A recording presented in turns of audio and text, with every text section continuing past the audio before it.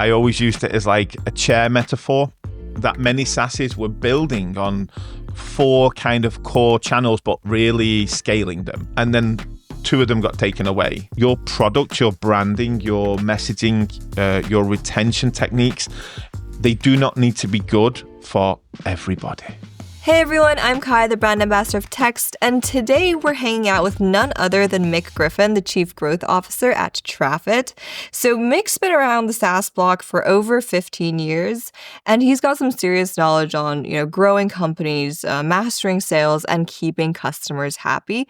So today we're going to dive into everything SaaS, from growing growth strategies, for 2025, sales that actually scale, and, really keeping those hard-earned customers sticking around. So, Mick, it's great to have you here. Yeah, great to be here. No pressure. What a great introduction. But yeah, that's I'm really happy to be talking about those kind of topics today. I know you have a podcast, Alpaca in the Room. So before we dive into everything SaaS related, what is the story behind that? And why an alpaca?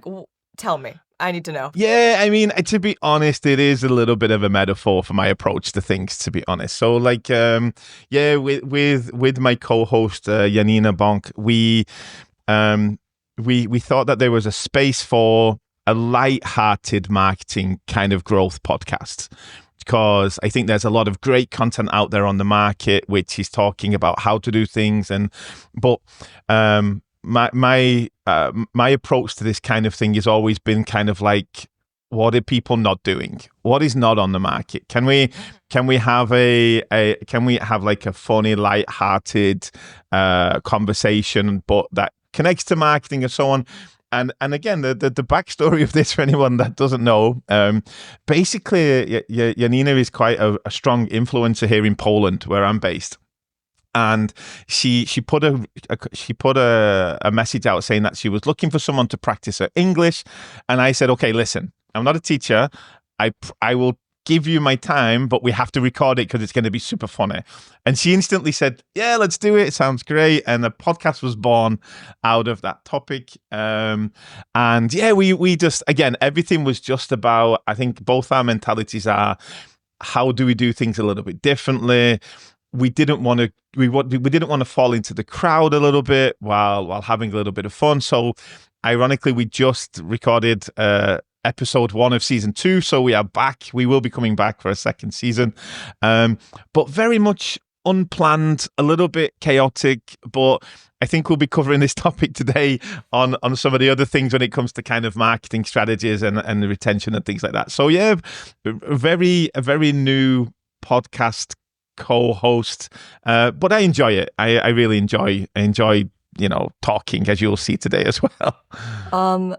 But it's super interesting, the story behind all of this, because it came from like an English class to, becoming a marketing podcast. And like you're saying, you want to push knowledge through, but at the same time, you want to make it entertaining, because our attention spans, I mean, I don't think I need to say anything about that. Like, video marketing is the thing right now, I do believe. I'm sorry if I'm offending any writers or anything like that, but video is where it's at, and you want to keep your customers, your viewers, your potential customers engaged the whole time, right? This is what it's about. We want to have a conversation. We want to share knowledge, of course, but we want, to spice things up sometimes as well.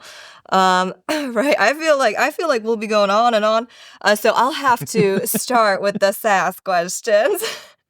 Yeah, as for the people watching or listening, like I've asked you kindly to be the person that keeps us on track, because I will wander, and so yeah, I'm super happy. Let's keep it in. Let's get some education out there early so people get hooked in. I'm good with that. We can go back to the alpacas later. Yeah. All right. So like I said, you have like your LinkedIn profile states, you have over 15 years of experience in SaaS, which is it's huge. And, you've been a part of several growth stages at different companies. And, I want to know, quite a generic question in the beginning, what's the deal with SaaS in 2025? Like, is there an unwritten rule of scaling SaaS companies that's yet to come? Like, what is it going to be? The one of the things I would say that probably isn't super helpful today, which is, I think SaaS in 2025, it's really important that we all realize that we've never been here before. And I think that's one of the things that I really like, and I think it's also very challenging for people, which is through my time working in SaaS, I saw that we got to a stage where we always want repetitiveness, we want predictability, and for a very long time that was exactly the way to do it. I mean, take the things that work, find the things that convert, keep doing them, drop the things that don't. And then what happened, I think, over the last 2 years with the economic changes and things like that, all that repeatability, that's probably not even a word, all those things that worked, many of them stopped working. And for me, it makes it the most exciting time in SaaS, but it's because of my character. I like I said, I'm that person, and I've liked with the companies that I've worked in to do the things that other companies were not doing. But I always approach this, and I talked about this lately, which is the companies that are finding things challenging, or even if you're starting a new business, I always used it as like a chair metaphor, that many SaaSes were building on 4 kind of core channels, but really scaling them. So it was like SEO, performance, content, kind of thing. And they had those really 4 big, sturdy legs on the chair. And then 2 of them got taken away. A Google algorithm changed, or the PPC got more expensive. And they didn't have enough other things going on that they fell over, basically. And they really got in trouble. So I think 2025 is the year to open your mind again, try to be as experimentative as possible. And you have to rediscover what marketing is for your SaaS and what growth is for your SaaS, because some of the tactics will work from before, but even those, they will work in slightly different ways. So I think it's exciting, but I also understand that it's very challenging, because I always say it in this way, like, it also means like almost every book is now out of date. And how scary is that? Okay. Yeah, all those things that we went to learn from. Where are you supposed to get your source? Everything that you've known till now. And like you were saying, the market has changed. Everything is changing, especially if we put AI into the mix for the last few years. Like, that's gone, that has changed things. That has flipped everything, 180 degrees. And it is a scary time. But, you're saying experiment. Yeah, I would say it's the most exciting time. Okay.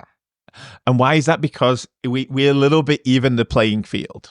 And I'm super excited about this. I really am, because in the past, you would enter a space that was already dominated. For example, let's say you create a small CRM or something like that. On that day, you couldn't really aim to be number one, because the big boys were always going to outbid you on PPC. They were always going to have bigger content teams. They were always going to have bigger spends at the conferences. So you had to settle. And now, as those things have become more dynamic and more challenging for the bigger players, you can sneak in. You can do experimental things. You can really be. And I said, like I said, I think 2025 is. I always said that. Imagine you didn't have Google Analytics. How would you approach marketing if you couldn't track what was working? What would we do? Post-apocalyptic marketing world. There is no data. There is only campaigns.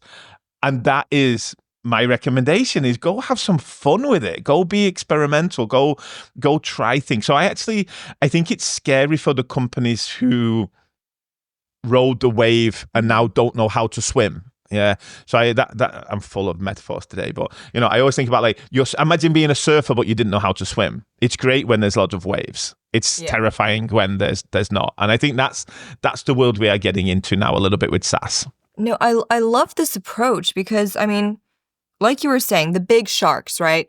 Right now, they might have a content team full of, I don't know, 20 people, right? But what are they pushing? At the same time, I've heard, right? I'm not going to say who, but I've Mhm. heard many companies asking their employees, their content writers, to leverage ChatGPT to the max. Like, push out as many articles as humanly, let's say, possible, because ChatGPT won't Yep. get that tired, but the human will. Yep. And I'm sorry, but that doesn't bring authenticity anymore. Everything's gonna taste the same. You know what I mean? It's gonna be like mashed potatoes without gravy and over again. And every day you're gonna be eating the mashed potatoes. And one day when somebody delivers gravy, you're gonna be like, oh, what just happened? Yeah. That's gonna be And that's why I'm saying it's opportunity. Mhm. It's opportunity. If you can wake up in the morning and feel that vibe, it's opportunity because, like you said, I mean, we have to look at this as well. And I think this comes into what we're talking about today as well, which is marketing and growth is so much more than ranking number 3 on Google Organic, for example. Yeah. Because what I mean is, yes, and this is why I've said that I think that AI and so on, it will continue to be popular because yes, AI might write you content that will get you ranking on Google, but that will only get you clicks. Mhm. If the person clicks and then finds no authenticity, no value in the content, and only Google found it valuable to put it on page 1, you are not your conversion's going to go in the toilet. And I think that's why I think it is an opportunistic time. And as I said, I think the two big opportunities now for smaller businesses, that the big sharks, the big businesses, are going to do two things. They're going to try to leverage AI to the maximum, Mhm. which I'm sorry, but that's an opportunity for you, small business, if they do that, because I see a lot of potholes there. And the second thing is they are going to start to spend even more money chasing what used to convert. And Okay. I see this a lot. It's like, oh, we were ranking on that page and now we're not. So double down. When what they're not really great at is saying, okay, that channel's gone. It's over. We rode that wave. Now we have to find the next wave, the next wave, the next wave. And I think that's where big business struggles because they are not good at pivoting slightly, at changing the dynamic, etc. And yeah, so I honestly, I must admit, I know why the concept might be like, it's a scary time, but it's a scary time if you thought you were going to get into SaaS and just hit copy paste. Yeah. It's a very exciting time if you never wanted to do that in the first place. I just want to talk about a bit what you said there, like about the big sharks, like kind of not being able to pivot as much as small businesses. Well, you have the whole corporate ladder to get through, and before a decision comes from the top, um, it might take some time. Like it's a big corporation. It's completely different than a small business where decisions Absolutely. can kind of, go a bit faster from even month to month compared to, a 6-month decision, right? Um, but okay, you also talked about ranking third and all of that. So what I want to ask you is, because when people think about growth, they often just jump to straight to revenue, right? Mhm. That's the approach. But is that like the main marker for success in 2025? I mean, it's a great question, and I think it depends. What I mean is that we don't yet know exactly. Like talking about the SaaS world, if we are talking about companies that are looking for investment, and that's one of the pathways, of course, we are yet to see exactly what these investors and venture cap VCs will want to see. Mm-hmm. In the early 2020s, it was all about new revenue. Even it wasn't about like revenue overall. It was just how many new businesses can you sign. Okay. What was a super nice trend that came out when I started to see around 2 years ago, and I think it's holding, is this what we call NRR, which is like net recurring revenue, right? So it's all about not only generating a revenue, but how well can you keep it? And not now how well can you keep it, but can you grow it? So if you sign a Yeah. customer that's paying $1,000 a month, in 12 months, what will they be paying?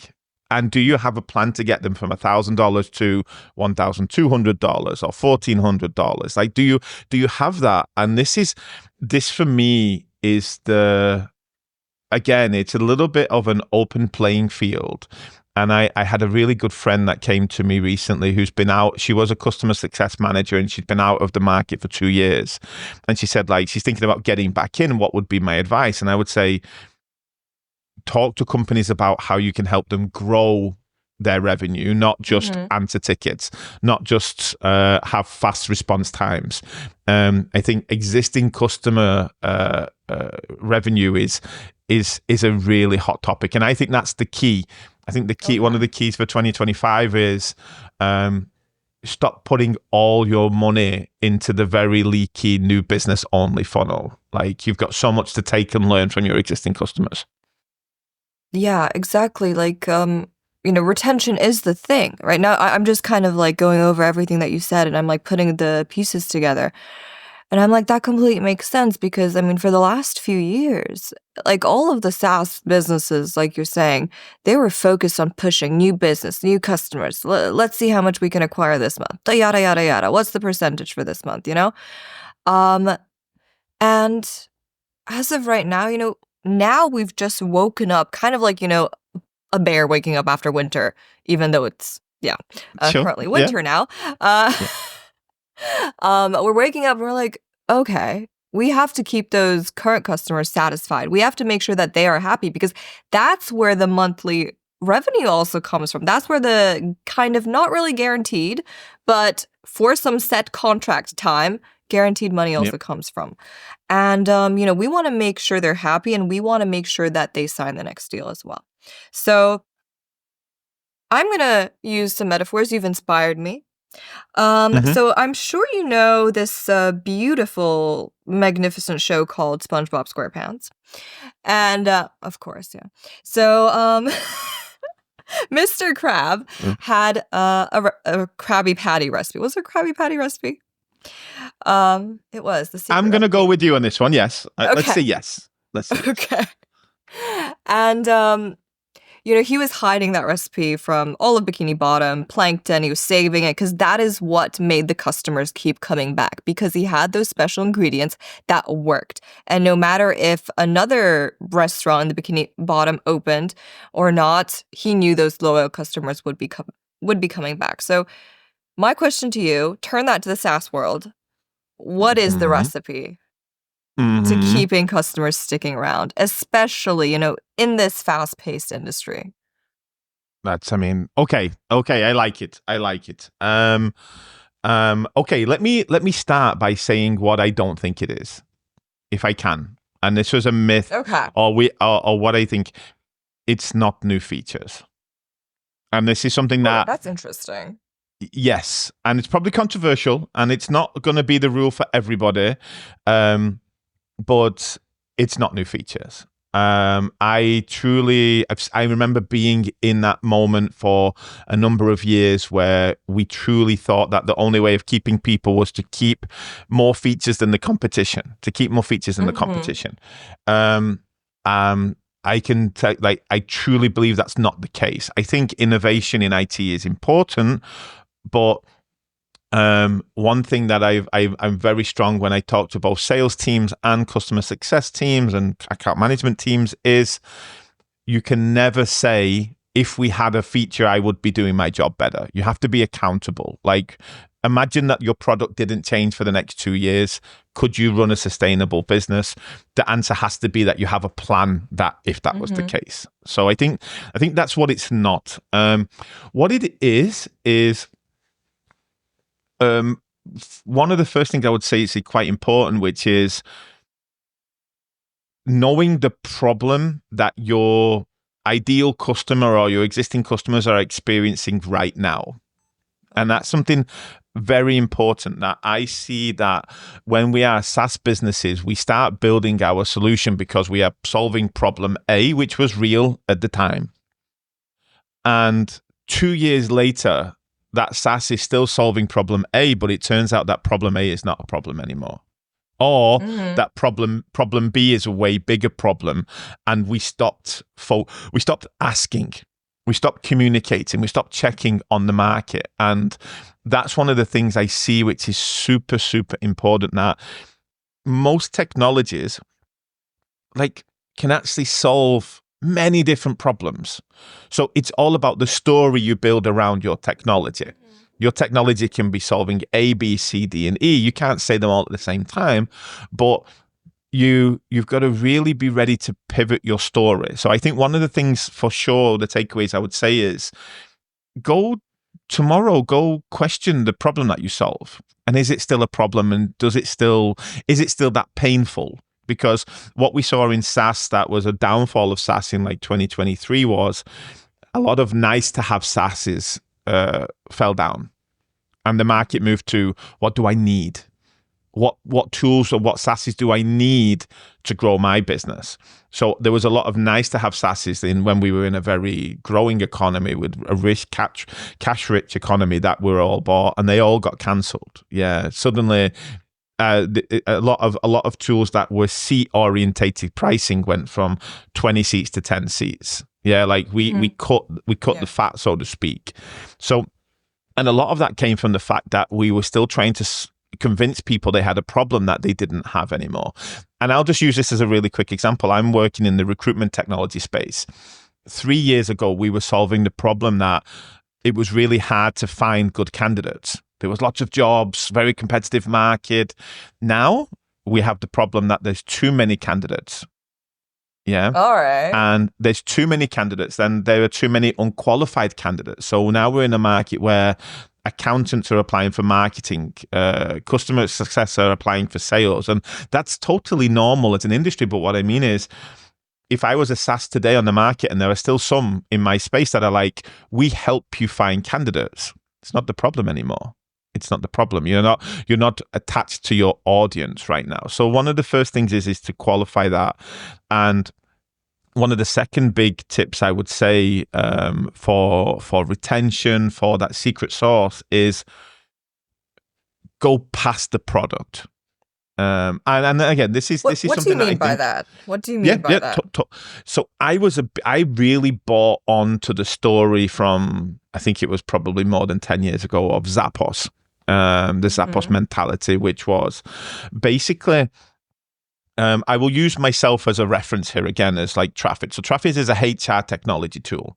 So we help companies recruit candidates and manage everything, blah, blah, blah. And what I tried to say to my team is, if we deliver the tool and it works exactly as it should, like technically works well, we are there for those customers, and they don't hire and they don't find the right candidate, they will quit the tool.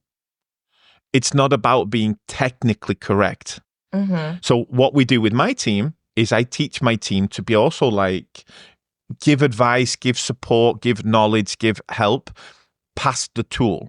Like, hey, listen, I saw the salary range of your job. I think looking at the market trend, it should be 5% higher. That might be why you are not gathering the candidates that you want to have. It's nothing to do with the technology. But I think that is something that we tend to all do in the early stages of our startups and our SaaS products, because the founders, we are all in. But when you scale your teams, when you start to hire people who join your journey 2, 3, 4 years after the start, they don't have that same ethos. And they are just taught that they are here to help people reset their password or to report bugs to IT. And there is so much more opportunity.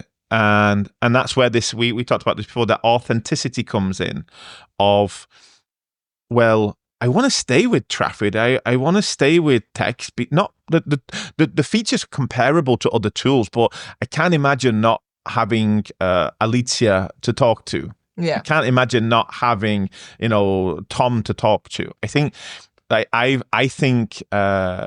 why I said that tech is not the key, because the one thing your competition can't replicate are your people. So make them a USP, make them a unique selling point, make them a retention tool. Yeah. So I think that's an important part. No, like, I completely agree. And I'm so glad it's coming from you, who has so many years of experience, who's the chief growth officer at Traffit right now. Like, you're finally hearing something different than many companies are talking about right now, that you have to jump on the bandwagon. right? You Mhm. have to jump on with the newest features with AI so you don't hold you're not set back, right? And okay, Mhm. yes, that is partially true. But you're not going to beat the big players, you know. I'm not going to mention the sharks, but the sharks Yeah. in the game, because you don't have that amount of people. You don't have that amount of developers, right? You don't have a huge engineering team like them. So their features are still, at the end of the day, going to be a bit better, no matter how much you try to kind of chase them, Mhm. unless you do come up with something completely different. And this is what needs to be done. This is what we want from small businesses, for their input and for them to kind of take the idea of the bandwagon and be like, okay, but how can I make this even better than where the rest of the herd is going? And we've got to stop replicating, because I love what you just said. And someone came to me lately and they were talking about how their business is doing something, and they're in year 8. Mm-hmm. And they were like, okay, so we can see HubSpot is doing this now. We're going to do the same. And I'm like, it's not apples to apples. You can't say because HubSpot is doing it, it's a good idea. They have different brand awareness. They have different buy-in. They have different trust. And what you should be doing if you had a time machine is go back and look at HubSpot in year 8. And sometimes that's really hard for us to appreciate, that we are trying to copy the big players, but the machines are totally different. The machines are totally different. And having that little bit of trust in the market that there's a slice of the pie out there that doesn't want to work with the big players, and trusting that you can find your pot of customers that do not want that way. And that's very, very true. And I think there's enough data to support that in many cases. There are many spaces and industries that we thought were, let's say, saturated, and then you have a Slack pop up or a Pipe Drive or something like that, and they just, even Canva. I mean, who would have thought that someone would win the market from Adobe? Because they did it differently and they stuck by that. And I think they're the stories that I like to tell people, because I think it's very scary for SaaS owners and SaaS businesses right now, because we are saying, like, okay, you have a blank piece of paper, and not every business, not every employee is ready for that. And that's a really interesting part. Adobe was definitely ahead. And like, who is going to take down a big shark like Adobe? Like, how? How do you do that? Canva swooped in. Why? Because they were, like you were saying, they're completely different. And this is what small businesses or SMBs need to do in the SaaS industry. They need to take the AI, they need to leverage it, but they need to make something completely different than the herd is doing. Because you're not going to beat the big shark doing the same thing, copying the same thing, copy and pasting with ChatGPT or anything like that. Even written content. I'm sorry, I need to calm down. No. I'm getting emotional about this, like. But this is also one of the things. I'll tell you one of the most surprising questions, because I'm very lucky that I do a lot of consulting and mentoring on the market as well over my years. And one of the questions that many leaders or even managers, when I ask them this question, they don't have an answer, which is, start with what would be a successful 2025. What would be, and so I talked to someone lately and they were talking to me about, they are thinking about doing AI and workshops and content, and because they said, like, my business is in trouble. And they said, how many customers would you need to sign by the end of the year for you not to be in trouble? And she said 5.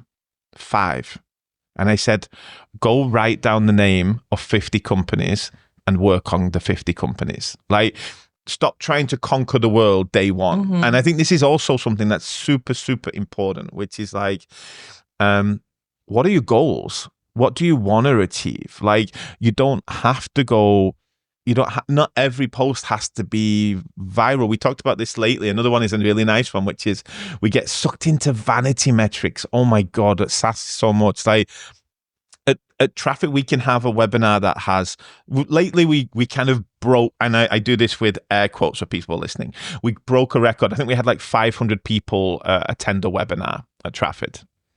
And then we had 60 people attend the next webinar. Okay. We do not know which one is more successful. It's super, super important, because you've got to be kept. Nobody gets paid for webinar attendees. It doesn't work that way. Who knows? I could host a webinar tomorrow and be like, okay, live on the webinar with Mick is Justin Bieber. I would get 10,000 attendees. And then I'd be like, oh, sorry, Justin's busy today. He didn't show up. And no one would buy my product. So we have to be careful. We have to be careful of getting confused between volume and quality, volume and substance. So if you need to sign 100 new customers in 2025 to have a great year, or 200 customers, that means that your product, your branding, your messaging, your retention techniques, they do not need to be good for everybody. Okay. They need to be good for a group of people that will bring you 100 new customers. The same way that I'll give you a nice example, if I may. Probably going off top. A lot of people talk about Black Friday. Yeah. And this topic ties in so much to all of our messaging today, because the first thing is, we Googled this last week, and the week after Black Friday, there are, I think it's 3 times more returns than any other week on the year.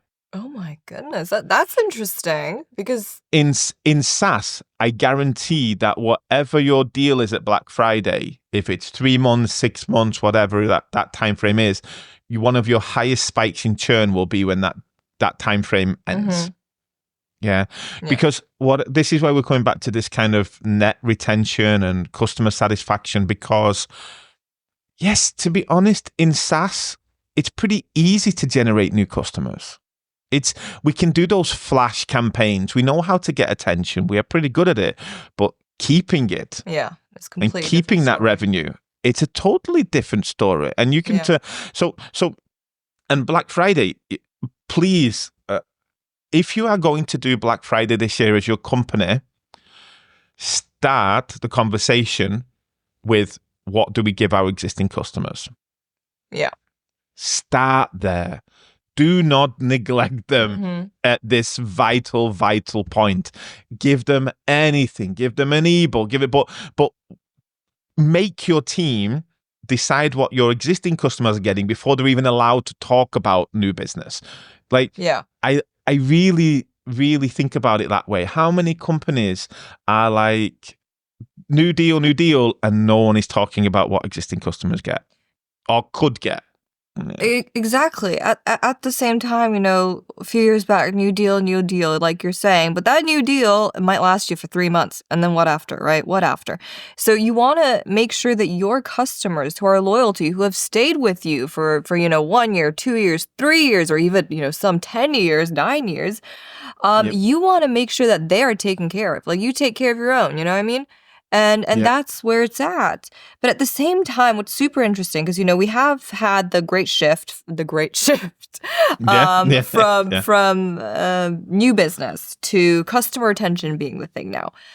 What is the sweet spot? Like, how do you find the right balance between acquiring new customers and making sure that the loyal ones are here with you? You know what I mean? Like, how should we manage this? Because we can't just skip, from 3 years of new business to now, let's say, next 3 years of retention. Like, we need to find also a bit of a balance.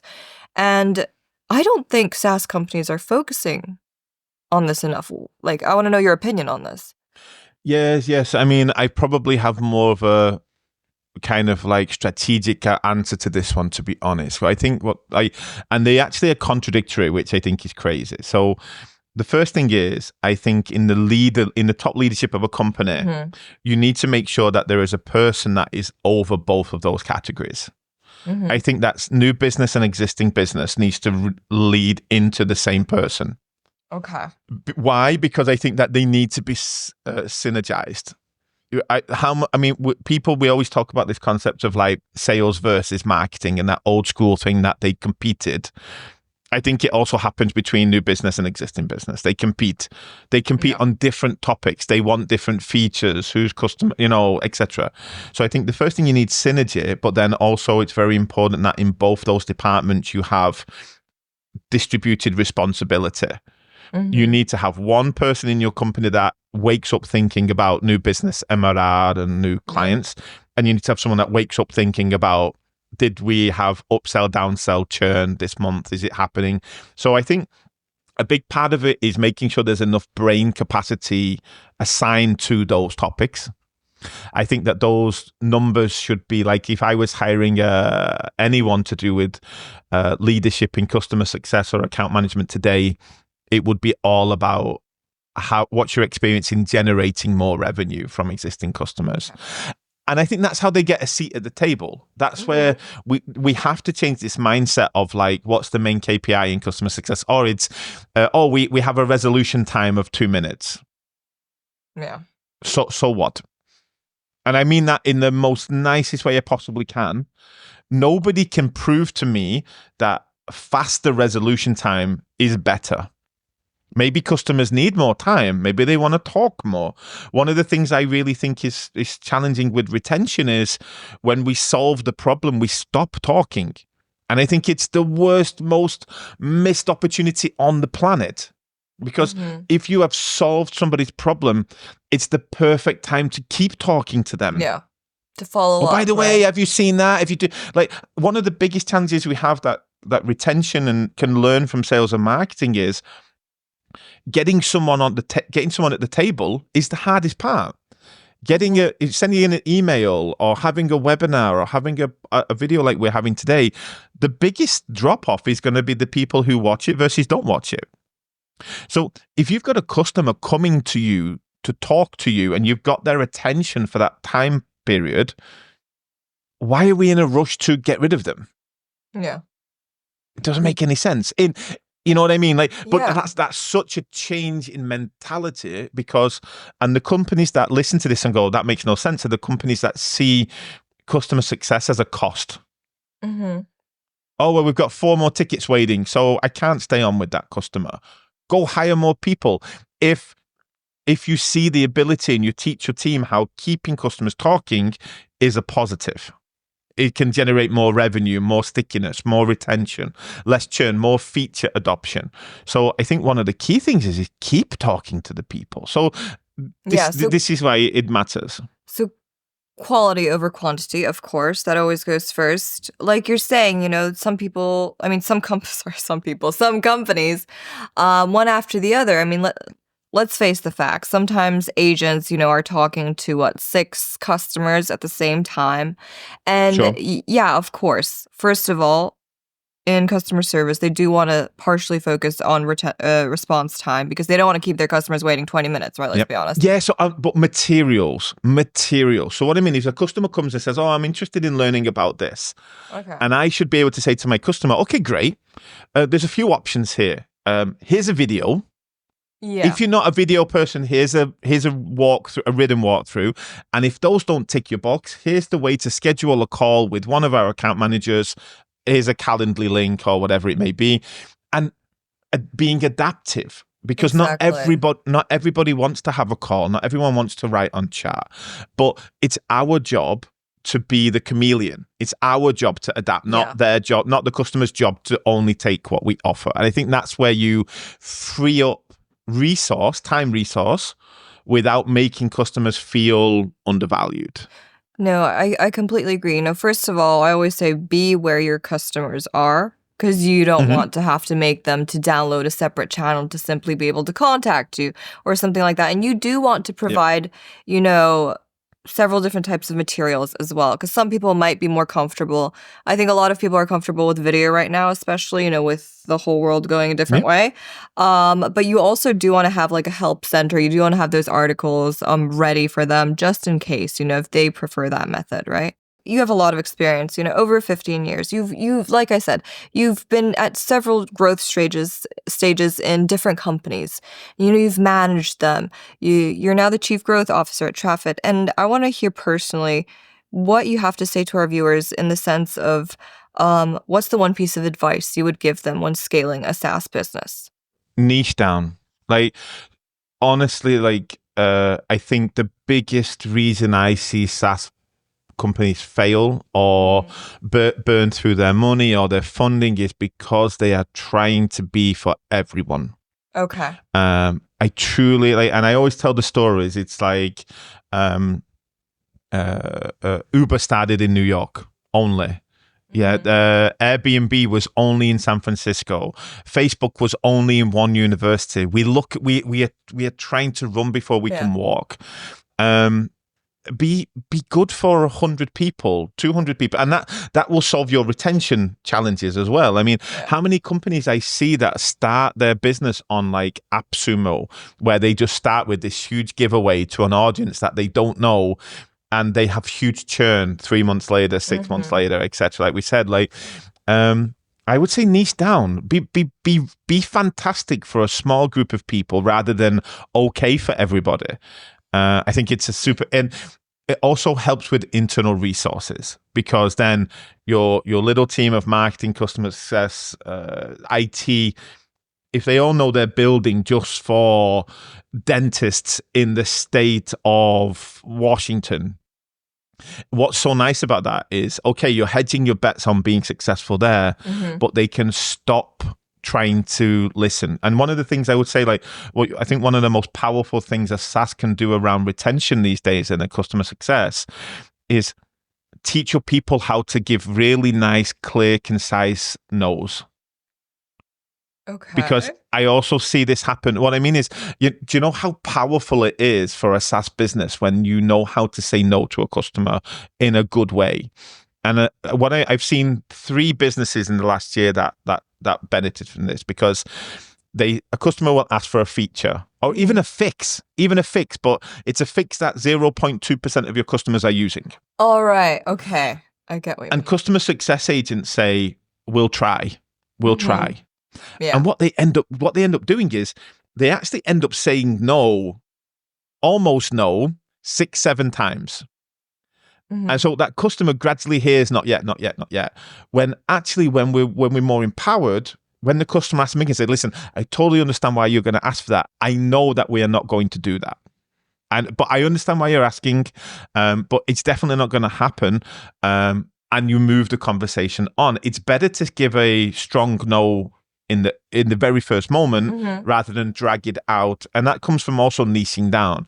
Okay. If you're a small SaaS and you're servicing SMBs, and this happened to me once in one of my previous companies, that Dell came to us and said, oh, we're interested. We're like, oh, Dell, amazing. Yeah, like, hit the lotto. And they were like, okay, so here's the 20 pages of changes we need. And here's the 20 pages of legal changes we need. Oh my goodness. What did you say? And we had to say no.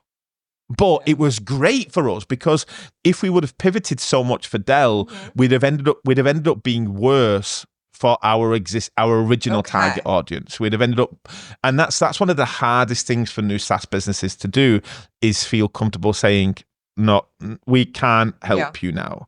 Yeah, all those questions like, can I pay in euros when you're a US business and you don't have a euro account yet? Can we do this? Do that? And niching down makes you feel more comfortable with the no. Makes you, and most of the time, what we're saying is, we're saying not yet. Yeah. In 2 years, our business will be in euros. In 3 years, we will be here. But we know now, we just have to be great for 100 customers, 1,000 customers, whatever it will be. And it's so relieving, I can say. So yeah, that would be my one piece of advice. That's a very interesting piece of advice. And also saying no on top of niching down, because you do want to, at the end of the day, focus on your target audience. And you do want to reach the people who will kind of also stay down the line. Of course, it is very hard saying no in a professional world, in the personal world as well. Yep. But yeah, businesses and people as well, we should really know how to use that to our benefit and our customers' benefit at the same time. So, Mick, I have tortured you long enough today.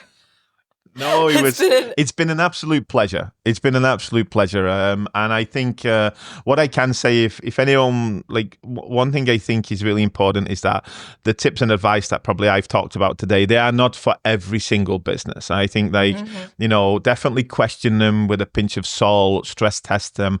And what I'm really big on is committing to what I say. So if you need any help with what I said, or if you want to question what I said today, please find me on LinkedIn or through the comments of the video, etc. Like, I'm super happy to commit more time to anyone that wants to discuss it. So I was really happy to be here today. Thank you. I'm so happy that I could get you on, honestly, from our conversation on LinkedIn to alpacas in the room to everything like that. I'm really glad that we could have you. And to our viewers, thank you so much for being here with us today. Now, if you do have any questions for Mick, I'm going to leave his LinkedIn handle in the description. We already talked about it. It's not that I didn't have his consent. If you have any questions about live chat, go to livechat.com and start a chat with us. And yeah, thank you so much for being here once again, Mick. And thank you to you for watching, and take care and see you soon.